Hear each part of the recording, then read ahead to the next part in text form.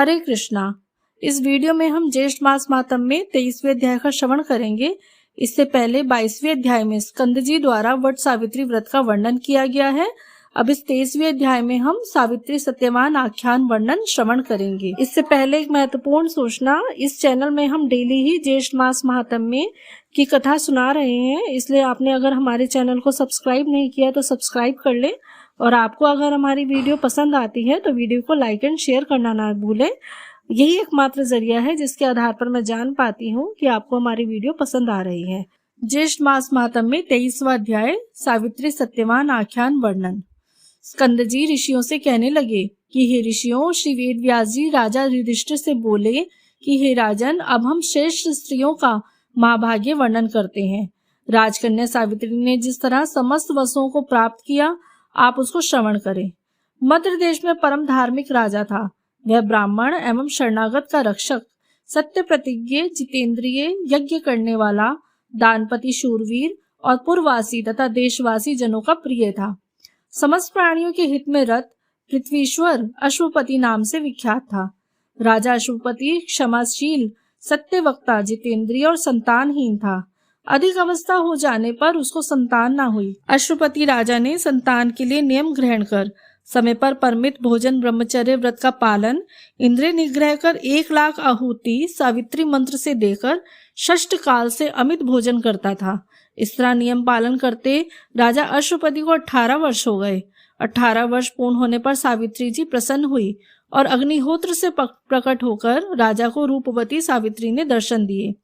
राजा अश्वपति को वर देने के लिए वह बोली कि हे राजन, तुम्हारे ब्रह्मचर्य, शुद्धता, नियम, इंद्रिय दमन, सर्वात्म समर्पण और भक्ति से मैं अति प्रसन्न हुई।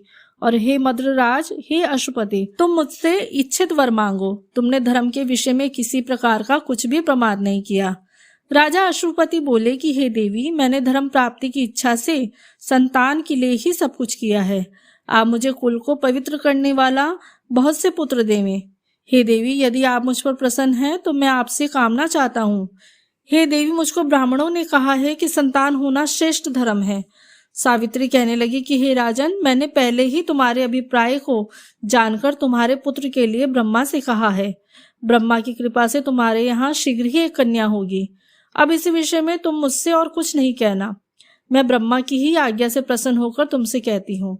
सावित्री के वचनों को सुनकर राजा अश्वपति कहने लगे कि हे देवी, जो कुछ ब्रह्मा जी ने कहा है वह मुझे स्वीकार है। यह कहकर पुनः सावित्री देवी को पुनः प्रसन्न किया। तब सावित्री देवी ने कहा कि हे राजन, यह शीघ्र होगा। और ऐसा कहकर सावित्री देवी अंतर्ध्यान हो गई। राजा अश्वपति पुनः अपने घर वापस आया और राजा सिंहासन पर बैठकर मन प्रसन्न से धर्मपूर्वक अपनी प्रजा का पालन करने लगा। कुछ समय बीतने पर व्रत में तत्पर राजा अश्वपति की धर्मचारिणी गर्भवती हुई और उसका गर्भ आकाश में शुक्ल पक्ष के चंद्रमा की तरह बढ़ने लगा। प्रसव काल के आने पर उस रानी के गर्भ से एक कमल लोचना कन्या उत्पन्न हुई। राजा अश्वपति ने उस कन्या का जात कर्मादि तब सब संस्कार किया, जो श्री सावित्री देवी की कृपा से उनकी 1,00,000 आहुति देने से उत्पन्न हुई थी। इसलिए ब्राह्मणों ने उसका नाम राजा अश्वपति की सम्मति से सावित्री रखा।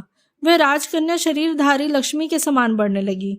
समय पाकर जब वह कन्या युवती हुई, तब उस सुमध्यमा सुश्रेणी को सुवर्ण प्रतिमा के समान देखकर लोगों ने यह निश्चय किया कि राजा को यह देव कन्या मिली है।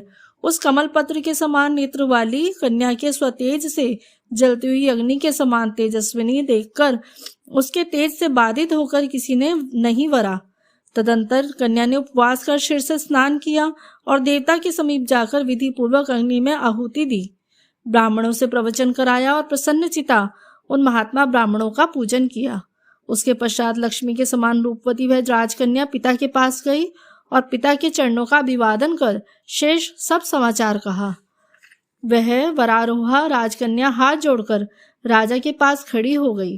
देवरूपणी उस अपनी कन्या को राजा युवावस्था में देखकर, जिस कन्या को कोई भी ना वरता हो, ऐसी अवस्था विचार कर राजा अश्वपति अति दुखित होकर अपनी कन्या से बोला कि हे पुत्री, यह तुम्हारे दान का समय है, परंतु तुमको कोई नहीं मांगता, इसलिए तुम स्वयं अपने गुणों के समान पति की खोज करो और यदि कोई प्रसिद्ध पुरुष हो तो मुझसे कहो, फिर विचार कर हम तुम्हारा प्रदान कर देंगे।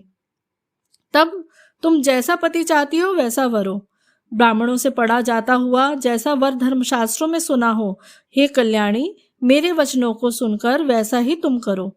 समय पर विवाह न करने पर कन्या पिता से कहे कि मेरा विवाह कर दीजिए, और पति से कुछ कहना हो तो नम्रता पूर्वक कहो, तथा पति से ना रहने पर और माता से आरक्षित होने पर पुत्र से कहें। यह सब बात समझकर तुम पति की खोज करो, जिससे हम देवताओं की निगाह में निंदित ना हो जाएं। स्कंद जी कहते लगे कि हे ऋषियों, इस प्रकार राजा अश्वपति ने अपनी कन्या और राज्य मंत्रियों से प्रिय वचन कहे।